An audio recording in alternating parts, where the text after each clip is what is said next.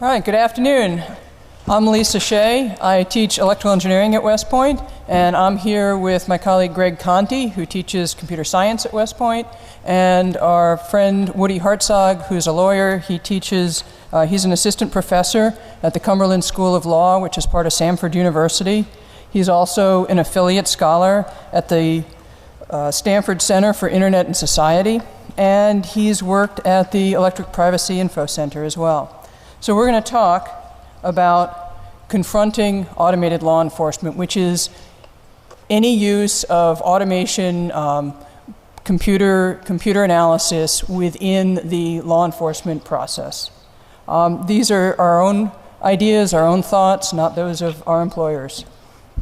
So the whole idea is we like living in a free society, and we don't want to live in a police state.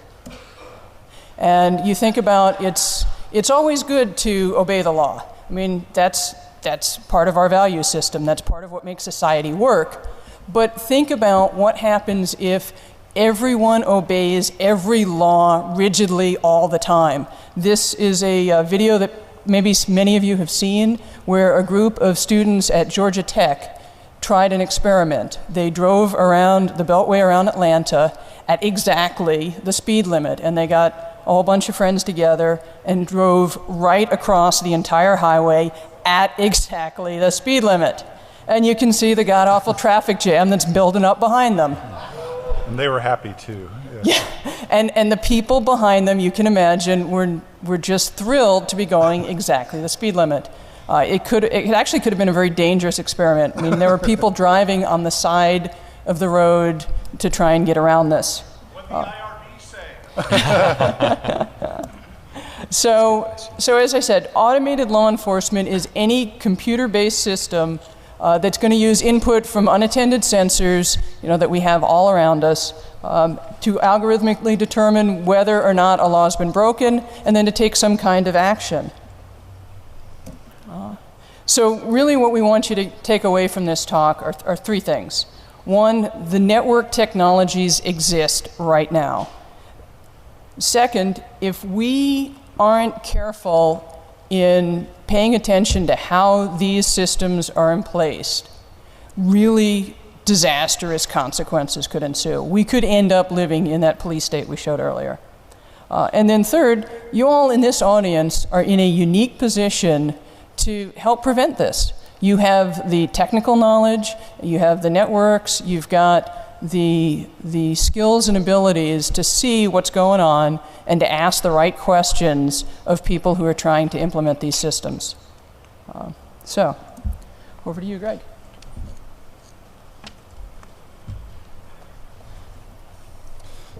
So what leads us to this conclusion? Well, we argue the precursors are in place for this now, and it's a natural extension. We can see what's going on now and look into the very near future to see where it's all heading, and hence the motivation for our talk to try and generate some interest in deflecting the trajectory of this. Just imagine the sensors in your home, the sensors on your body, the sensors in your body, the sensors in your car, the sensors in your community. They're proliferating at a massive rate. And that creates data and data flows at an enormous amount, increasing views on our lives from every angle that can be sampled by a sensor. And we're seeing increased diversity and sensitivity of sensors. This is an example of someone who had a medical test that injected a radioactive compound into the body for a medical reason. Driving home sets off a radio activity sensor in a police car and gets pulled over. And this is actually true. We have the links in the slide. But that's the type of thing. So we're seeing increased diversity of sensors. We're seeing sensors becoming mandatory. As in the United States, this trend toward mandatory black boxes in cars to track. We see increased mobility of sensors. And alongside that, we see the transfer of military technology such as drones into law enforcement roles. probably one of the largest areas of concern is the mobile device that we carry on our pocket and discloses our location. It includes, it's replete with sensors and high-speed network connectivity. So what I'm trying to paint here is a portrait of where we are now. All these precursors are in place that are beginning. If you put them all, if you examine them individually, okay, maybe you don't see so much. But if you put them all together, something larger and more concerning emerges. The idea of connected cars in OnStar. Sometimes you can't get the car, particularly in a rental, without it. Discloses your location and this full-time connection. If they can start your car remotely, presumably they can turn it off remotely as well. We're losing control of our technology, and there's a great quote here from Cory Doctorow. But the idea is more and more we're having closed source technologies where it's illegal to lift the lid and look inside the firmware or the software. And so general purpose computing is under attack, and Cory has a great talk on that. Highly recommended. So we've got these data flows, and we have, but once you have this data, well, what's a key component? It's identifying the people that are potentially the subjects of this law enforcement system. Obviously, there's current advances in facial recognition system, and alongside mandatory biometric databases at the nation state level being constructed, such as in India, where there's over 1 billion people being enrolled in such a system. Computing, I think we'll admit that facial recognition isn't there yet. It has its flaws, but hybrid systems are emerging to allow identification of individuals. And this is from identifyrioters.com. And it's a great time to be alive when there's a website called identifyrioters.com. But this is from the Vancouver riots, where they are trying to solicit crowdsourced identification of people who were allegedly involved in the riots. There's even business models where, like say, convenience store camera monitoring is being crowdsourced, and then they give small rewards to the citizens. So what can't be automated can be combined in a human-machine hybrid system. And then as we look to the future, has anyone seen Google's Project Glass video? Even better, have you seen the parodies? Where they're wearing the glasses and they get a text message as they're crossing the street and get run over in the crosswalk. You should definitely go to YouTube and look up the parodies. They're better than the original. But the bottom line is, if this actually comes to pass, there'll be millions of people wearing always-on sensors, looking around in every facet of your life or life on the street being collected. And it's a matter of then getting access to that data by corporate America or law enforcement. We also see a trend of analog systems being converted to digital systems. And analog systems and traditional law enforcement is moderated by its human-in-the-loop intensive nature. But as things become increasingly efficient, then you can have automated or law enforcement with unprecedented rigor. And bonus points, what is this license plate from? Back to the Future 2, yes. That's why I love DEFCON, because people, someone will come up with it. We're seeing increased capability to analyze these data flows. Here's a system that claims to be capable of tracking 32 vehicles across 4 lanes. And what we see emerging is, on all major highways, the ability to track every car in real time, identify the car, identify its speed, and other activity.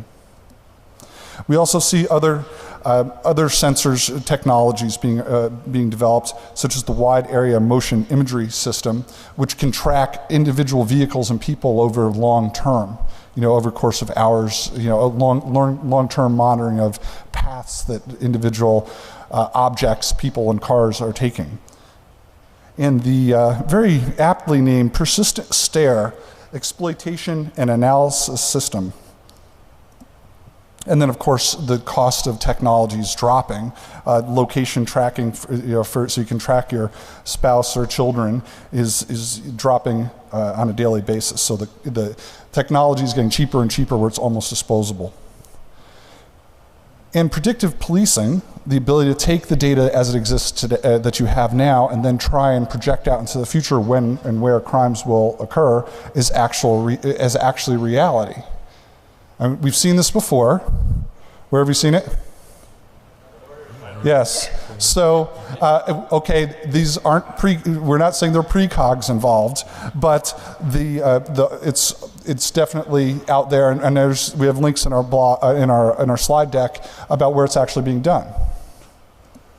And of course, there's lots of interested parties, because a lot of this comes down to who is incentivized to employ these systems, who is incentivized to constrain these systems. And there's lots of interest across the law enforcement spectrum and from industry, because this, there's benefits to this, and there's certainly dangers, and there's certainly financial advantage. And for those of you that live in New York City, and we live an hour north of New York, so we're apparently in the near future will be no longer able to purchase 32-ounce sodas, and that just gives a trend toward there are well-intentioned officials that might like the idea of broadly enforcing the law across the populace.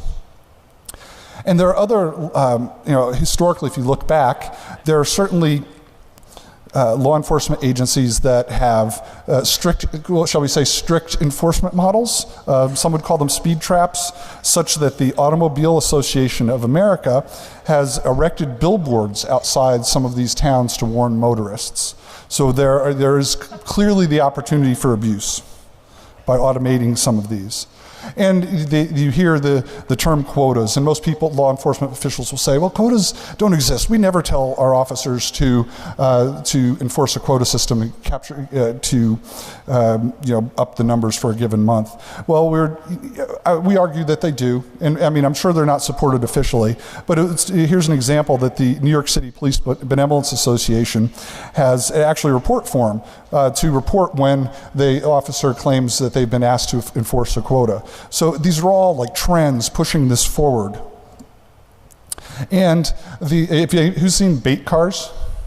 Right? They leave a car on the side of the street, and someone decides to get in, and the keys happen to be in the car, and they drive off, and they get locked in the car a few blocks away and arrested. So the idea of these systems can be interacted and used in many, many innovative ways. And as we look to the future, who knows what type of bait could be used? Pleasure model robots, or who knows what. And then out-and-out illegal enforcement. Well, we don't want that to happen. The power that these systems provide allows for illegal enforcement, and potentially.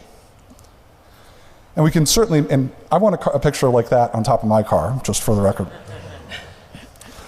But clearly, certain regimes will abuse these systems if they have the power to do so. And this is all in the context of citizens who want a free lunch. And this is from Sands Fire, where a bunch of security professionals were literally offered a free lunch in return for their their personal information. And similarly, social media is part of this, with disclosing so much information in largely a public way, and it has not gone unnoticed by law enforcement entities. And here's an example of college students who knew their local college police were monitoring Facebook and decided for underage drinking, and decided to stage a party that they bragged about. And it turned out it was just cake and soda. But when local law enforcement arrived, they were not pleased. But still, the idea here is that social media provides a data flow.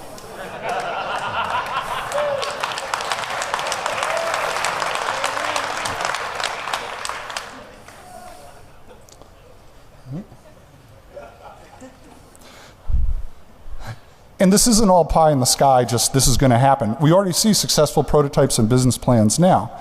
And if any of you, for example, have driven the I-95 between, say, the Washington, D.C. area north toward New York City, there's sections of the highway that have cameras at regular intervals.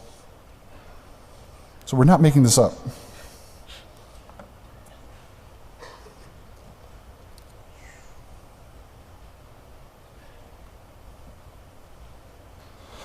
And then the law itself lags technology. And it's progressing forward at such a rate that the law just isn't there yet, and will probably never be there. So where is all this heading? Okay, we've got enabling technologies, check. Sensors everywhere, check. Promiscuous data sharing by citizens, check. Security and financial incentives and well-intentioned law enforcement and complacent citizenry, check and check. And then the law lagging technology and successful prototypes. So all the precursors are in place. And we have to now look at where this is all going and make sure that we deflect it onto a trajectory that makes sense. Because otherwise, frankly, I don't think this is going to end all that well. Jesus. That's what you get for having someone else's keyboard. Okay, good. So, how does the law become involved in all of this? So Greg just talked about how the technology is in place. The sensors are there to record our activities, but that's not the only thing that can be automated. When we're talking about automated law enforcement, we're talking about a complete loop, not just with sensors and recording activity, but then storing that activity, processing that activity, and making a decision whether to punish someone or not based on that activity. And so we've actually got 3 different levels here where we talk about there's the subject that is surveilled, the law enforcement agency at various points which you could automate decisions, and finally the judicial system. Do we decide to mete out some kind of punishment or not? I'm going to turn it over to Lisa to talk a little more about this diagram. Okay, granted, this is a busy slide. It's in the CD that you got, so you can look at it in more detail later. But briefly, I'm going to go over the areas of how this could be automated. So looking at the upper left corner of the diagram, subjects going about his or her daily life being surveilled by an automated system, which, a la Minority Report, might have a predictive module in it that then says, ooh, subject is about to commit a crime, and depending on the scenario, could potentially stop that crime, prevent that crime, a la Minority Report, or in another scenario, could warn the suspect that, hey, what you're about to do is illegal, and then the suspect has to make a decision to commit the crime or not. And then if the crime is in fact committed, there will be some post-processing, again by the surveillance system, that then decides, ooh, did the system detect that a crime was committed or not? Yeah, somebody committed one, but does the system catch it? If the system doesn't catch it, that's a false negative. An error has occurred, but in our personal view, a system that doesn't catch a crime is, it's got problems, but that's not the most serious kind of error. What's worse is if the person says, oh, you're right, I'm not going to commit this crime, then the post-processing algorithm decides that they did anyway. That's a much more serious error. We call that a false positive, and that's where some of the real danger lies. And then if the crime was detected, the law enforcement system then decides to prosecute or not. In a normal, everyday, human-based system, the police officer on the beat has discretion. But in an automated system, this becomes embedded in code, and code is a deterministic process. It will do the same thing every time, and there's not going to be the opportunity for discretion. The system then, if it decides to prosecute, hopefully will notify the person that they've been prosecuted. Again, one of the things we're looking for if some sort of system is implemented is transparency and notification so that you're not automatically punished without even knowing what you did wrong. Then, if the suspect is notified, that suspect then has the choice of to contest it or not, and then in the judicial process, if they contest, then they can either be acquitted or not. So this whole system sets up a feedback loop, and in a normal life situation that we have now, that's a fairly slow loop, and there's time for reflection, there's time for consideration of all the facts. In an automated system, we fear that that loop gets so fast that the person is punished before they even realize what's been done to them. There's lots of opportunities for automating the punishment side of things. The top row, and again, this is a small slide, but it's in your CD. The top row shows things that are currently in place. The bottom row shows technologies that could be in place in a couple of years. The middle row shows what could be done now with technology if there was a will. And the range of punishments run the gamut from just notice to to execution. And we'll go through a couple examples. So in Virginia and in many other places, there are websites that show you where cameras and systems are in place. There are also places that will send you notice or emails of warning systems that are implemented. And then I think we've all been driving and seen one of these radar systems. And you can, it's an automatic feedback system. You can see how fast the police think you're going. You can see what the speed limit is, and then you can make a decision. Now, a la Grand Theft Auto, I don't recommend trying to make that delta as large as possible. Yeah, if you hit 99, extra points. If any of you saw Bruce Schneier's talk yesterday at Black Hat, he talked about one of the mechanisms that help a law-abiding society stay functional is that people are concerned about their reputations. And we all want to protect our good reputations. And what some law enforcement agencies are starting to do is put on websites pictures of people who have committed a variety of different crimes. And you can imagine how easy it is to just take a police blotter and write some very simple scripts that put all that information up on a website daily. In a more detrimental way, there are automatic systems for providing citations, points, fines. I know lots of people who've gotten automatic tickets based on red light cameras or speed traps or things like that. And then finally, next to finally, there are systems that could arrest people. The bait cars are one example, or robotic systems with a variety of mechanisms on them. We can automate the prosecution process as well. Here's an example of some source code from a open source camera security project that can, again, it's code that makes a decision as to whether or not a crime's been committed. We have systems in place already for confinement.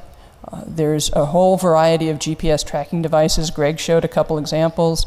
Your cell phones are GPS tracking devices as well. And there's a business model for outsourcing this type of enforcement of certain types of punishments. For those of you who are interested, the website says GPS is now available for only $3 per day.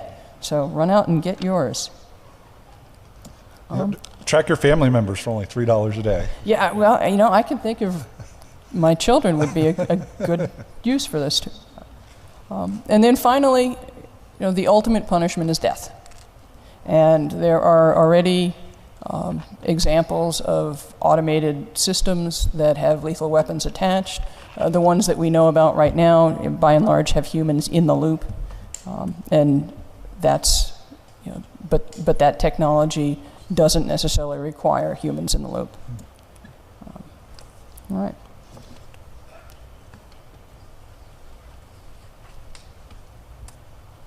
So clearly there are advantages to this, but there are certainly disadvantages as well. And it really depends on your perspective. Are you the subject? Are you the law enforcement agency? Or are you the judicial system? So we're going to roll through some examples.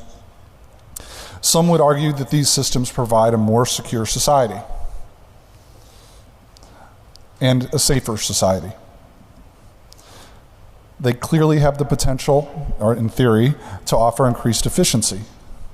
And for some, there'll be financial incentives. And really what underlies this, I believe, is incentives. Who is motivated to employ these systems? They have the potential to reduce bias. And depending on where you're coming from, that may be a good thing. For example, there's some great research, literally called Driving While Black, that shows of bias of police officers.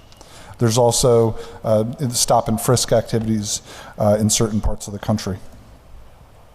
There's an ongoing debate between crack and cocaine, and the punishments associated with possessions of each, which are really very similar substances.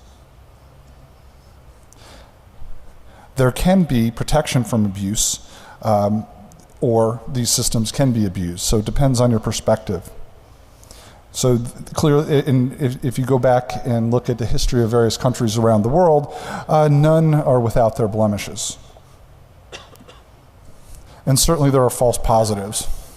If any of you have seen ED 209 from the movies, where in RoboCop they're demonstrating the robot, point your gun at the ED 209 and put down your, and then it responds, please put down your weapon. He puts down the weapon, the robot responds, you have 15 seconds to put down your weapon. And after time runs out, I'm now authorized to use physical force. Things don't end so well. And there are also false negatives, and this is a classic example from Google Street View. Now this individual just could be doing exercise or have lost his keys, but these systems could see, a crime could be occurring and could miss it. We argue that's probably better than a false positive in most cases. A key component is the identification of the people in the pictures. Well, historically, we've had issues with improper identification or incorrect identification. Classic example is Senator Ted Kennedy appearing on it, getting held up at the airport for being on a terrorist watch list.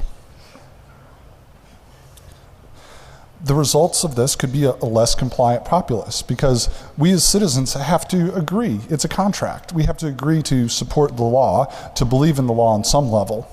And if you take that decision-making out of people's hands, there can be problems.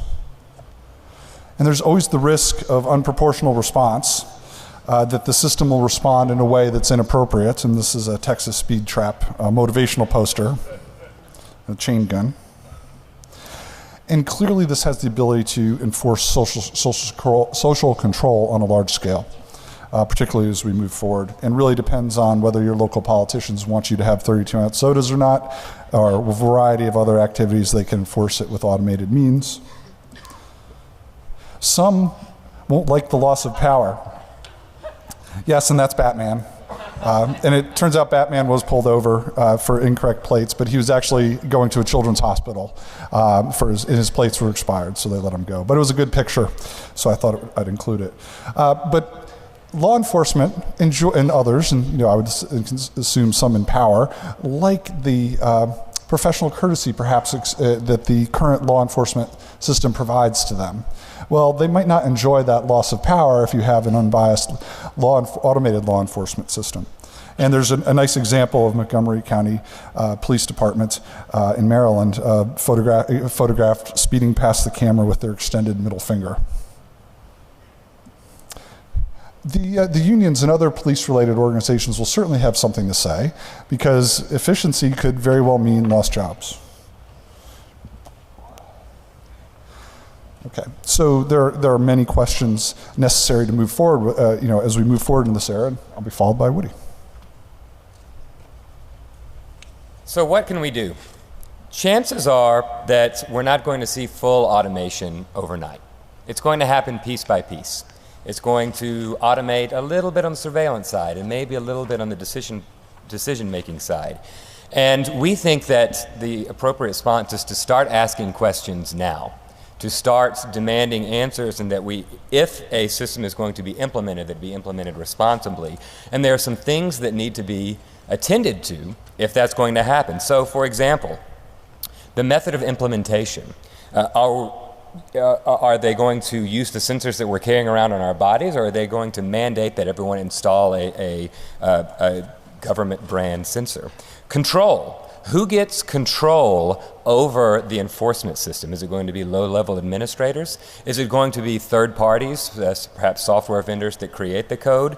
And if so, what kind of influence are they going to have over the decision-making process? Because ultimately, if they're the ones writing the code, they are the final stop, and they're interpreting law, and there are some potential problems with that. Legal integration of algorithms. Are we going to reach a point where there is going to be incredible incentive to personalize the law? So for example, if I'm a very good driver, I can perhaps drive 10 miles an hour over the speed limit because I've been proven to be trustworthy, whereas someone who has a horrible driving record perhaps only gets about 5 miles an hour. And they're able to integrate all kinds of algorithms that would be able to determine that.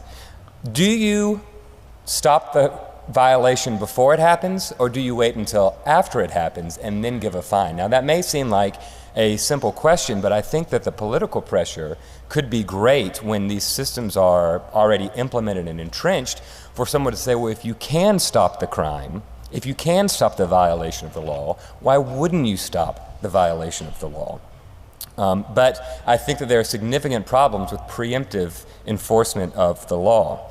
System error and malfunction. How much error are we willing to tolerate in a system? So, because of course no system is without error, we've got to make the decision, well, if it's only got a 5% error rate, then that's good, or 10% or 15%, and we need to determine who makes that call. And some of the big questions, and I think the one that goes to the heart of our talk today, is whether we want perfect enforcement of the law. And I would like to go ahead and say now that we need to dispel this notion that the goals of law should be to achieve perfect enforcement. I think that to be effective, laws need only be enforced to the extent that violations are kept to a socially acceptable level. We don't enforce jaywalking 100%. We maybe enforce it 0.1% of the time, and we're okay with that. You know, we know that it's a rule, and as long as everyone more or less keeps it together, we're fine with that. And so the goal shouldn't be perfect enforcement, and that's one thing that we'd like to make clear in this talk. Besides, another question about perfect enforcement is many times, for example, particularly with minor violations, we might violate the law 7 to 10 different times. So for example, if you're speeding and the speed limit is 55, you may go 57 and then drop back down to 53 and then go 60, all on the same trip. And so if you violate the speeding limit 17 different times in one trip, do you get 17 tickets or do you get 1 ticket? And these are difficult decisions that have to be made, particularly if the goal is to perfectly enforce the law. Woody, I'd add that we sometimes, I mean, it's just, we will violate the law. We could try scrupulously to not violate the law, but it's certainly just a function of minutes, perhaps an hour. You'll make an you'll do something wrong. Absolutely. Yeah, I mean, we're all violators. Yeah. I mean, even with the best intentions. Absolutely. Another problem that comes with automated enforcement is the loss of human discretion. So while Greg talked about the fact that discretion can be bad because it can lead to unjust results, discretion can be also very good. It allows us to be compassionate, it allows us to follow the spirit of the law instead of the letter of the law, and it allows law enforcement officers to prioritize enforcement. So I'm not going to investigate the case of the lost sneakers real hard because we've got some murder over here. And so we prioritize where we want to spend all of our energies. And when you take discretion out of it, I think that there are some significant problems. It also leads to the phenomenon known as automation bias.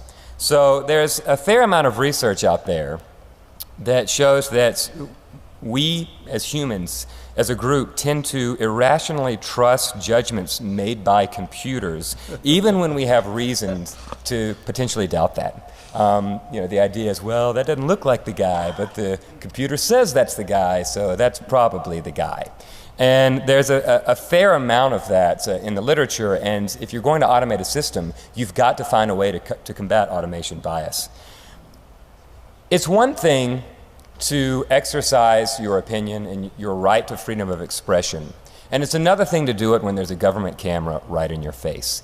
And with the ubiquity of sensors and surveillance around, I fear that there will be some serious chilling effects to the freedom of expression in the United States. And that's precisely what the First Amendment was created against. And I think that any automated system should take measures to make sure that there are no undue chilling effects on speech and our First Amendment rights.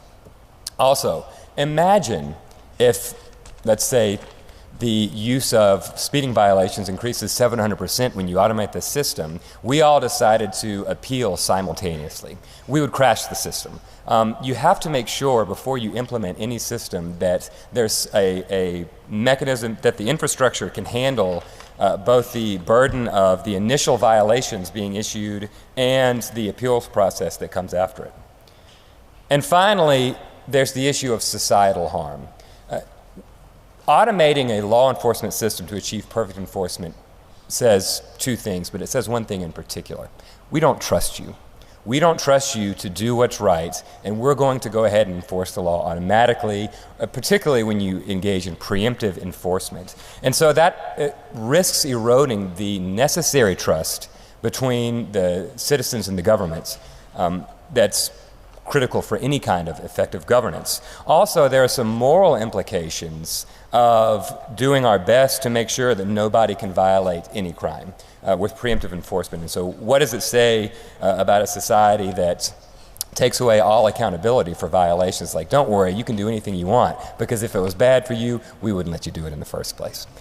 And so I think that those are the significant questions that have to be answered in any automated law enforcement scheme. So what can we do about it? Well, first of all, we can ensure that there are procedural safeguards. We can ensure that the basic fundamental due process rights are respected, the rights to notice and a hearing. So we need to know when we have violated the law, and we need to have an opportunity to be heard. Privacy rights. We need better Fourth Amendment jurisprudence. We need to solve the problem of privacy in public, which I think that we're headed towards a conflict over that sooner rather than later. We need better electronic surveillance laws. The necessity defense. All of us probably understand that if you're headed to the emergency room, it's okay to speed. It's fine that if you need to go 75 miles, 80 miles an hour to get to the emergency room, that we'll let you pass on this one. There are many instances that you can imagine where we need to go ahead and violate the law because the costs of not violating the law are greater. Transparency. Who sees the source code? Is it going to be a trade secret, or do we all get to see it? And we can look to a lot of the e-voting disputes to learn from this, but I think that open source and transparency in the code is absolutely critical in any automated law enforcement system.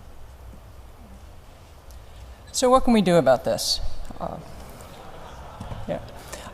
Obviously, there are countermeasures that are available for all different kinds of problems. Greg and I gave a talk at the Hope 9 conference last month, or actually earlier this month, about a taxonomy of countermeasure approaches. And in this community, we love to defeat the device. We are all about reverse engineering the firmware and repurposing devices for our own needs. And that's great, and that's absolutely a way of providing countermeasures. Or man-in-the-middle attacks on the network, or defeat the processing. How securely is that database recording all our data, and can we tamper with it and make it look different for us? And those are fun, and those are exciting engineering challenges. But even more important, we assert, is the countermeasures or the influence on the actors, the decision makers, the people who decide to build these systems, to emplace these systems, and potentially to regulate these systems.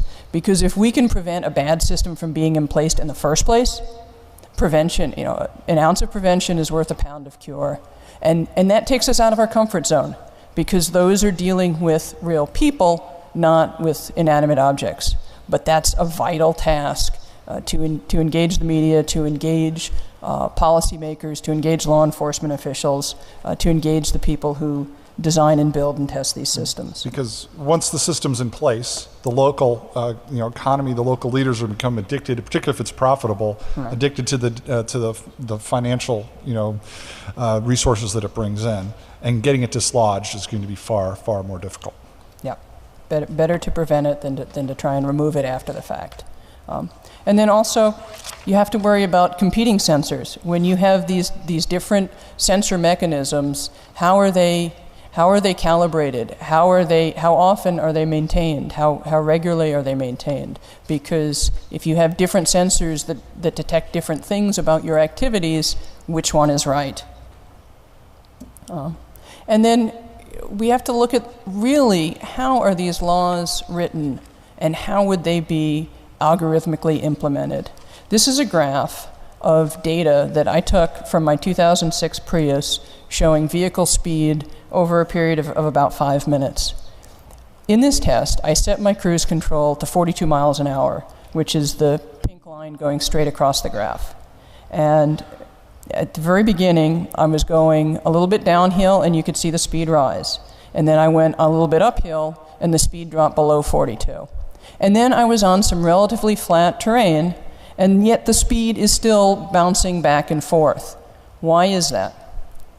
Well, speed is inherently an analog quantity. It has an infinite variability.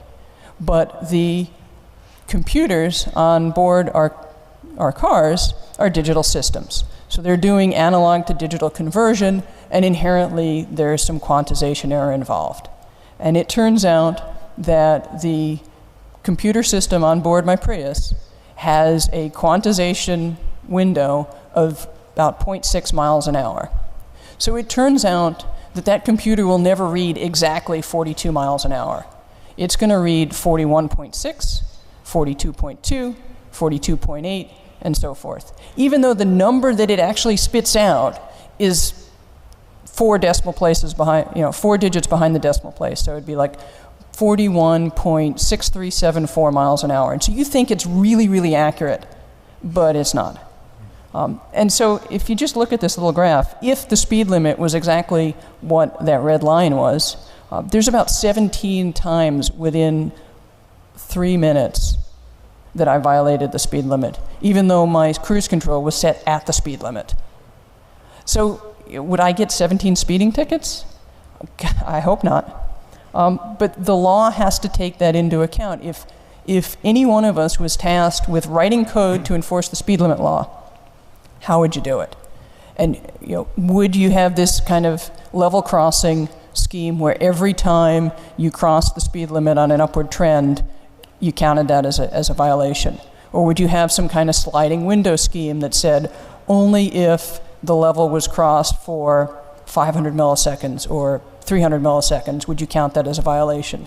If there's 3 violations within a certain period of time, does that count? Or is that 3 or is that 1? So there's lots of the devil's in the details. And I should add that there's no current infrastructure in place in the law to respond to that, because of course these laws were not written with algorithmic precision in mind. And so, for example, take trespassing. So it's a violation of the law to trespass, but if you were tasked with making sure that, for example, if a GPS device could probably tell whether you're on someone else's property or not, how long do you have to be on the property before it's a trespass? Is it a few seconds? What if you're walking down the boundary and 1 foot touches over? And how far deep into the property do you have to be before it's a trespass? And there are all of these little decisions that we make as judgment calls all the time using discretion in deciding whether to enforce the law that then have to be encoded. And if you make an error, then all of a sudden you've systematized the error of the law. So that opens up a wide range of research topics. This is an unsolved problem, and we're trying to prevent problems. So the community really has to engage in critical analysis of what are the metrics to decide risk versus benefit. At what point is it worth implementing an automated system? How much benefit do you have to derive versus what kind of cost? And then these systems need to be designed for transparency. They need to be designed for accountability. We submit that they should have manual overrides in them. If a car is going to prevent me from violating the speed limit, well, in theory, that sounds like a great thing, but what if I am running to the emergency room? I'd like to be able to get there quickly. Or how many of you saw the video footage from the Japanese earthquake when there was this huge tsunami wave and there was this little car riding down the road trying to outrun the tsunami wave? If my car couldn't go past like the 30 miles an hour on that road, ooh, that wouldn't be good. So we want to have manual overrides, and we want to build in the security systems. Now, you all are going to find the flaws, and hopefully you'll tell us, and hopefully we'll be able to do something about it. But we want to be able to build in some minimal level of security. And the thing is, this isn't going to happen overnight. This sort of problem is similar to environmental problems.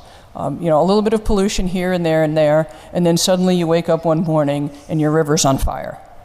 It's the same kind of thing here. You get a little sensor here, a speed camera there, a new computer system in the police department, and then the next thing you know, we're living in a police state. So be careful what you build, and in summary, these systems can be implemented. There's sensor technology out there right now that have the potential to automate a lot of the law enforcement process. And if it's not done well, we could have some really serious unintended consequences. And you all in the audience are in a unique position to help avert these catastrophes. If you're interested, and the PDF on the slides has all the references. We've done a talk at Hope on countermeasures, and we've also written a paper for the We Robot conference that talks about some of this in more detail. And we'd really like to thank John Nelson and Dom Larkin, who were two colleagues that collaborated with us on the We Robot project, who weren't able to be here with us today. So, as we said, if you've got questions, we'll be in Q&A room number 1. Thank you very much.